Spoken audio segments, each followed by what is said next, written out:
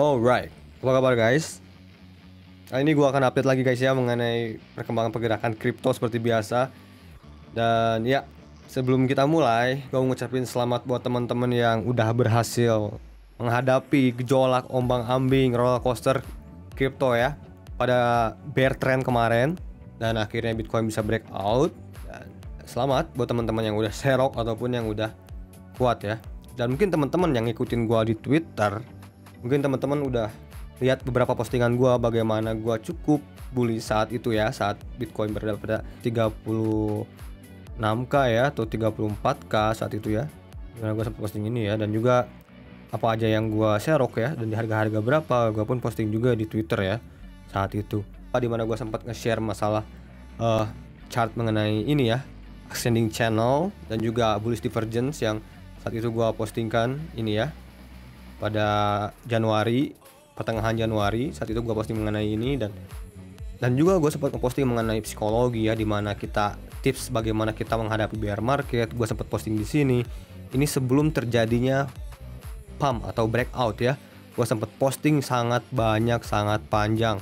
Gue sempat melakukan sebuah pertanyaan buat teman-teman mengenai ini ya, bull market can make you money, bear market can make you rich.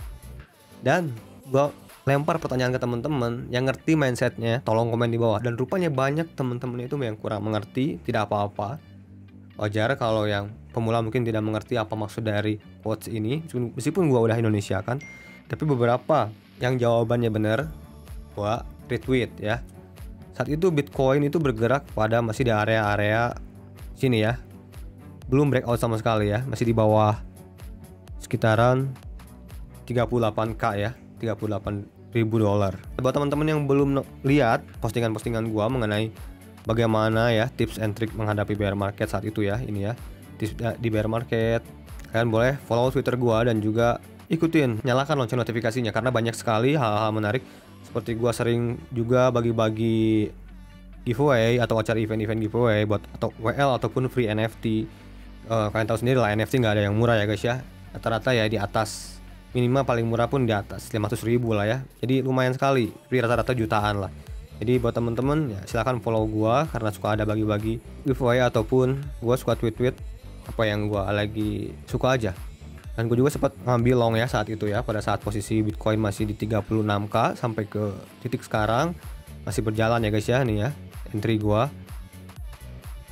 BTC di 38 sampai ke ya masih running di sekitar 180%an sekarang kalau nggak salah ya, 90%an, masih belum kena stop loss. Dan teman-teman pun banyak juga yang cuan ya, thanks for analysis bro, dia udah serok dari 36 malah ya sampai ke 42k, dia masih hold, mungkin sekarang udah 44k, dia udah running profit mungkin di atas 400% ya, udah jelas. Jadi kenapa saat itu gua berpandangan bullish, apa alasan-alasannya, mungkin gua akan jelaskan pada video ini. Dan juga titik-titik mana aja yang harus kita perhatikan sekarang, gua akan jelaskan juga pada video sekarang. So langsung aja kita ke pembahasannya. Mungkin sorry intronya agak panjang, so langsung aja ke pembahasannya, let's go. Gas bro.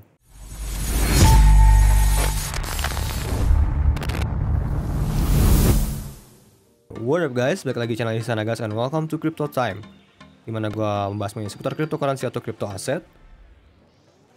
Dimana pada video kali ini gue akan bahas mengenai leader market crypto atau penghuni market cap tertinggi di market crypto, yaitu Bitcoin, dimana selalu pergerakan Bitcoin itu sangat mempengaruhi pergerakan koin crypto lainnya ya guys ya. Dan gue juga akan bahas mengenai USDT dominance dan juga beberapa chart-chart ataupun technical analysis seperti apa lagi yang gue amati pada pergerakan Bitcoin sekarang. Oke. Pertama kita lihat dulu ke Fear and Greed Index, dimana kalau kita lihat hari ini psikologi market berada pada netral ya, dimana ya mungkin udah sebelumnya Bitcoin bergerak pada area extreme fear sangat lumayan panjang ya guys ya. Bisa dibilang ini dari sejak November sampai ke sekarang Februari, hampir 3 bulan lebih. Baru sekarang lagi dia ketemu neutral. Sebenarnya pergerakan seperti ini gue sempat juga postingkan ya mengenai sebelum Bitcoin breakout seperti ini ya ke neutral. Gue juga sempat lagi-lagi gue posting di Twitter ya mengenai Bitcoin ini breakout secara psikologi ya, bukan hanya secara price action, secara psikologi pun Bitcoin gue sempet postingkan breakout nih, gue liatin di Twitter. Nah ini ya, gue udah postingkan dari Januari tanggal 26. Gue udah bilang di sini secara psikologi Fear and Greed Index, lihat ini sudah breakout, dan saat itu Bitcoin itu masih bergerak di area-area harga ya kurang lebih 37 ribuan ya, dan ETH pun ya udah gue bilang di sini saat di 2500. Dan ya udah lumayan profit banyak juga gue di sini ya guys ya. Di sini juga beberapa postingan koin-koin yang gue serok dan di harga-harga yang gue serok. Lihat, ini gue sempat serok Cardano di harga 0,956 dolar, dan sekarang pun masih gue hold, malah gue investasikan terhadap NFT. Pokoknya apa yang gue serok gue kadang-kadang gue postingkan di Twitter ya guys ya. Seperti yang ya, akhir-akhir Januari gue juga serok Ethereum di 23, Solana di 87, ada di 1,028, nambah lagi ya. Kenapa gua saat itu terlihat bullish ya guys ya? Mungkin teman-teman melihat kabar buruk, berita di mana-mana sehingga kalian takut serok ya. Kalau gua seperti yang teman-teman tahu ya, gua orangnya kurang suka berita. Gua sangat menyampingkan berita karena berita itu sangat mempengaruhi, merusak psikologi kalian ya. Tapi meskipun ya secara natural alamiah manusia emang merasa takut itu wajar, memang sangat wajar.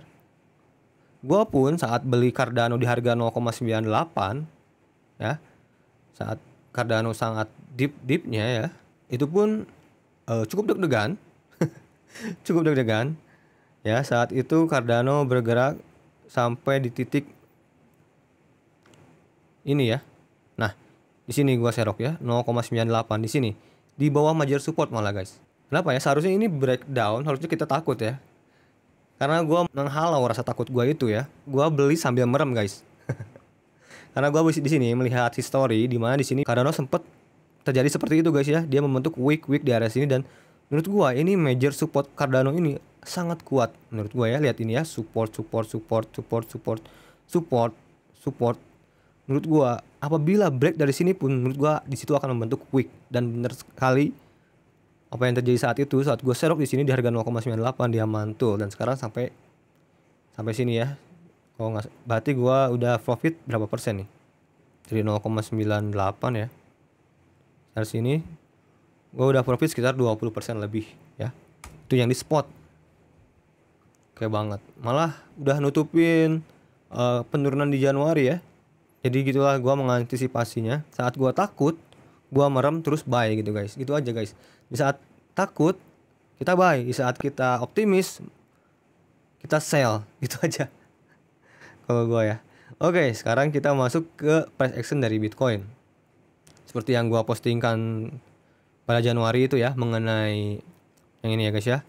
Saat Januari gue bilang di sini ya, potensi Bitcoin membentuk bullish divergence ya, huge bullish divergence, di mana ini kalau kita lihat di RSI ya, dia membentuk lower low, sedangkan pada price action dia membentuk higher high ya. Di sini lihat juga bullish divergence, dan itu juga gua bahas pada video sebelumnya. Kalau kalian ngikutin ya, video sebelumnya gua sempat bilang meskipun terjadi penurunan tapi ini berpotensi membentuk bullish divergence. Saat itu gua bilang. Ini dia ya chartnya ya. Saat itu gua postingkan mengenai chart yang itu ya. Saat Bitcoin masih bergerak di area 36.000 ya. Oh, makanya salah satu teman kita ya, dia open posisi dari 36.000 long ya. Ini juga ya, lihat nih ya. Udah gua install lagi San. Ya, 700% ya, dia ambil long dari 36.000 ya. Ini setelah gua postingkan chart yang itu ya, bullish divergence. Terus juga teman kita yang ini ya guys ya, dia juga ambil dari 36 ribuan juga ya. Lihat, ambil long. Jadi selamat buat teman-teman yang udah cuan. Congrats. Nah, kita kembali ke sini ya. Lalu saat itu gua postingkan di area sini ya, di 36.000. Oh ya, apa alasannya kenapa gua saat itu ya posting itu? Karena jelas sekali saat itu Bitcoin membentuk swing low ya. Setelah gua tarik ya, sangat simpel sekali guys. Gua menarik parallel channel dari high sebelumnya ya. Setelah gua tarik, wow, ini benar-benar connect. Nah, di sini dia membentuk Bitcoin ini membentuk sebuah channel uptrend channel. Nah, kita kaitkan juga dengan RSI-nya. RSI-nya membentuk bullish divergence saat itu. Ini yang sangat menarik sekali saat itu. Ya, makanya saat itu gua postingkan dan akhirnya benar-benar terjadi ya, bullishnya terjadi. Dan sekarang breakout. Dan alasan kedua, pada video sebelumnya gua sempat membahas mengenai USDT dominance. Oke, lihat. Saat itu gua bilang USDT dominance membentuk sebuah inverted head and shoulder ya. Mungkin kalian teman-teman ingat pada video sebelumnya gua bilang. Dan targetnya yaitu area-area 5%-an. Benar? Dan rupanya pada saat si USDT dominance ini menyentuh target di area 5%, Bitcoin itu tidak nyampe ke 30.000 yang mungkin banyak orang ekspektasikan ke 30.000. Tapi pada saat USDT dominance ini hit target, pas sekali guys, lihat ini. Targetnya hit pas sekali di garis ya. Ya, target 5,26 dan akhirnya retrace dan akhirnya terjadi pantulan. Nah, saat nyampe ke sini, gue di sini udah mulai cicil ya. Pada saat nyampe target, gue di situ udah mulai cicil. Gue udah mulai share apa yang gue beli di Twitter ya. Saat itu gue udah mulai. Karena gue saat itu melihat yakin ini Bitcoin sudah nyampe target. USDT dominant udah nyampe target. Tapi menurut gue momentum bullish itu belum benar-benar terjadi apabila USDT dominance ini belum breakdown dari uptrend lainnya ini guys. Ya. Area sini. Kalau sudah, itu bullish momentum menurut gua udah sangat-sangat terjadi. Kalau sekarang menurut gua pergerakan Bitcoin sekarang ini, meskipun Bitcoin sudah breakout dari downtrend ya, downtrend atau dari bear trendnya, tapi menurut gua momen super bullish itu belum benar-benar terjadi selama USDT dominance ini belum breakdown di area sekitaran 3,85%-an ini guys ya. Kalau sudah breakdown dari 3,85% ini, kita bisa ekspektasikan bullish ini akan berlanjut panjang. Oke. Tapi sekarang ini USDT dominance berada pada support, jadi bisa kita ekspektasikan terjadi retrace atau terjadi koreksi pada Bitcoin, itu bisa berkemungkinan terjadi. Nah, dan di mana area-area yang kita bisa pantau, nanti kita bahas lagi. Nah, alasan kedua guys, kenapa gua saat itu juga melihat ini Bitcoin sepertinya sudah mencapai bottom, di mana saat itu kalau kita lihat dari pada Bitcoin CME Futures, ini Bitcoin udah memenuhi gap yang terjadi pada Juli ya guys. Lihat, di sini terjadi gap ya di antara area harga 30.28 sampai ke area 34 sekian, dan ini sudah terisi saat itu. Makanya gue di situ juga cukup optimis ya untuk mulai serok saat itu. Sekarang Bitcoin juga terjadi sebuah gap lagi guys ya, di area-area sekitaran kurang lebih 40.940 ya. Jadi kalau ya Bitcoin ini masih belum saja mampu menembus resistance-nya ya. Sekarang ini kan Bitcoin terpentok resistance pas kali di 45.455, maka kemungkinan koreksinya pun menurut gua sedalam-dalamnya ya. Yang paling bisa kita toleransi setidaknya sampai 40.940-an, itu masih kita toleransi karena bisa dibilang itu menutup gapnya dan bisa lanjut untuk lanjut naik lagi. Dan yang bagusnya di sini Bitcoin membentuk higher high dibanding higher sebelumnya guys ya. Ini higher low, dia membentuk higher high. Di mana momentum bullish sebenarnya udah cukup nampak. Dan apalagi kalau kita lihat mengacu pada postingan gua kemarin di Twitter yang ini ya, dimana Bitcoin itu perlu closing di atas 43.000 atau 45.000 itu sangat lebih bagus. Tapi sekarang ini berada 43.000. Kenapa? Karena itu Bitcoin berhasil menembus trend line uptrend sebelumnya guys. Lihat. Dan di sini adalah memang area-area sangat kritikal di mana Bitcoin mampu menembus dengan cukup meyakinkan, diikuti dengan volume juga sangat oke. Makanya gue ekspektasikan ini sekarang menjadi support. Makanya selama Bitcoin ini berhasil bergerak di area sini, ini sangat bagus. Apalagi kalau pergerakannya nantinya seperti ini. Mungkin teman-teman tahu ini pembentukan apa. Ini menjadi ascending triangle atau bullish pennant kalau terjadi seperti ini. Tapi kalau malah breakdown, gue ekspektasikan supportnya di area-area tadi ya, 41.000 atau bahkan tadi gue bilang di 40.400-an, 40.500 ini. Karena di sini ada gap ya tadi ya pada CME Futures. Ya area situlah toleransinya guys ya. Tapi kalau breakdown dari 40.000 lagi menurut gua itu kita kelanjutan bearish bisa mungkin terjadi. Karena kalau kita menggunakan Fibonacci retracement ya, tuh ini tepat sekali pada area-area 41.000 ini adalah area-area support sebelum masuk zona merah. Karena apabila Bitcoin ini retrace masuk lagi ke zona merah, ini akan terjadi konsolidasi yang lebih panjang lagi guys.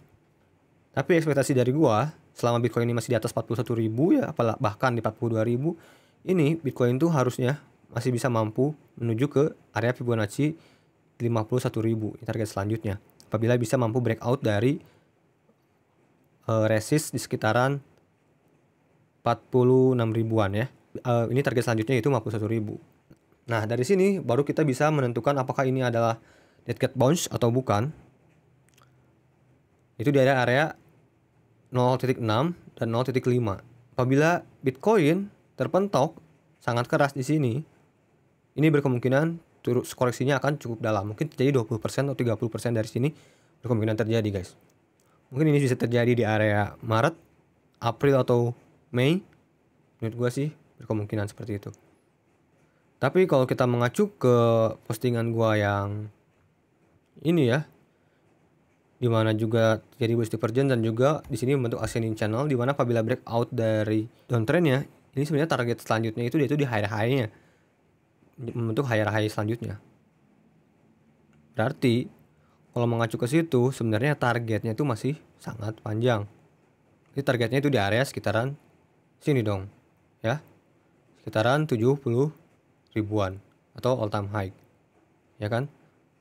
Nah, berarti kalau kita satukan dengan analisa yang tadi, retracement dulu ya, taruhlah di sini Bitcoin mampu menembus ya. Di sini terjadi retrace. Ekspektasikan sampai ke area-area sinilah ya, dan mungkin lanjut lagi ke sini guys. Mungkin seperti itu pandangan dari gua kurang lebih. Kenapa 0.6 dan 0.5 ini menjadi penentuan juga yang sangat penting, dan biasanya terjadi retracement itu sangat wajar sekali biasanya. Sering terjadi guys ya. Sering kita bahas area golden ratio ya, area 0.6 sama 0.5 itu ada area retracement yang sangat common terjadi. Contoh yang di sini juga ya. Kalau kita tarik, lihat dia terjadi retracement tepat sekali di area 0.6. Ya, di area sini. Terjadi koreksi yang lumayan dalam saat itu, kalau nggak salah Bitcoin terjadi koreksi lumayan panjang, lumayan dalam sekitar 26%. Jadi ekspektasi gua seperti itu. Di pandangan gua sejauh ini Bitcoin masih mungkin cukup bullish untuk beberapa waktu ke depan. Terjadi koreksi mungkin menjadi sebuah kesempatan beli, tapi not financial advice ya guys ya. Dan area support terpentingnya yaitu ini, yang tadinya adalah resistance, sekarang kembali lagi menjadi support krusial atau support major, support lagi ya, area 40.000-an. Jadi apabila turun sampai sini pun masih oke ya. Karena ekspektasi gua sampai ke area-area sinilah setidaknya ya, 51.000 itu target yang sangat cukup konservatif menurut gua. Karena mungkin juga di sini mungkin udah terjadi lagi market greedy, di mana greedy ya waktunya kita buat taking profit. Mungkin gua juga akan sedikit taking profit di sini ya, karena takutnya berkemungkinan terjadi retrace lagi atau koreksi lagi. Coba kalau kita tarik lagi menggunakan Fibonacci, ya tepat di area-area 51.000-an guys ya. Berarti area-area pentingnya area sini ya, 51.000 dan di sini 55.000 ya. Antara situ mungkin ya taking profit selanjutnya. Kalau apabila Bitcoin ini mampu breakout dari 40 ini ya, berapa nih? 46.000. Dan sekarang ini karena Bitcoin ini masih terpatok resistance, kita tarik nih. Ya, tepat sekali resistance 0.6. Jadi ya berkemungkinan retrace itu sampai ke area-area 40.000-an. Jadi mungkin menurut gua itu adalah area-area yang menjadi kesempatan buat beli juga. Karena kalau kita lihat di sini RSI juga udah sangat cukup tinggi. Coba kita lihat ke time frame 4 jam. Ya mungkin kita menunggu agak sedikit oversold lagi ya. Mungkin di area 39-an area sini ya. Ya gua bisa ekspektasikan di area-area sini lah mungkin ya. Area 42.000 mungkin ya, kalaupun terjadi koreksi sampai ke area 40.000 ya. Itu itu masih sangat oke karena dia membentuk higher high, dia membentuk higher low dan higher low lagi. Jadi masih pada pembentukan momentum yang cukup bagus. Tapi apabila breakdown dari 40.000 kembali ke sini itu agak was-was, atau mungkin kalian bisa area stop loss di area situ. Jadi itu sih pandangan gue guys ya. Mungkin next video gue update lagi ya mengenai altcoin, karena gue nunggu momentum dulu nih. Gue nunggu Bitcoin ini mampu breakout dari 46.000 ya, gimana akan lebih bagus. Seperti yang gue quotes kemarin, bad news is a good news. Setelah semua orang tahu seberapa buruk bad newsnya ini gitu ya.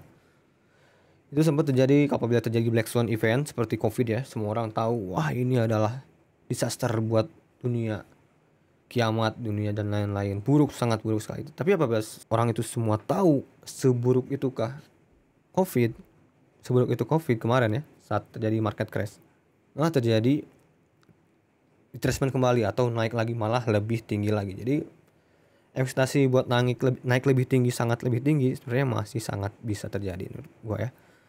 Tapi kalau kita lihat nih ya, beberapa makro indikator juga memperlihatkan Bitcoin itu masih dalam area bottom juga, masih di bawah. Jadi momentum buat sangat bullish itu masih bisa terjadi.